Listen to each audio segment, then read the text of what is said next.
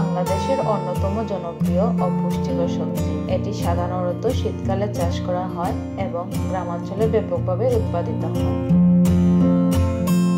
শিমে প্রচুর পরিমাণে প্রোটিন, আঁশ, ভিটামিন এবং খনিজ পদার্থ থাকে, যা শরীরের পুষ্টি ঘাটতি পূরণে সহায়ক।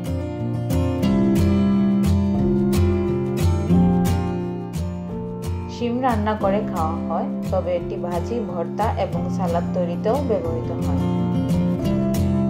শিমের গাছ লতানো প্রকৃতির এবং এটি বাচ্চা বানিয়ে চাষ করা হয়। মাটি ও জলবায়ুর প্রতি বেশ সহনশীল হওয়ায় এটি সহজে চাষ করা সম্ভব। শিম কেবল পুষ্টিগুণে সমৃদ্ধ নয়, এটি ভূমির উর্বরতা বাড়াতে সাহায্য করে, কারণ শিম গাছ নাইট্রোজেন ধারণ করে মাটিকে সমৃদ্ধ করে।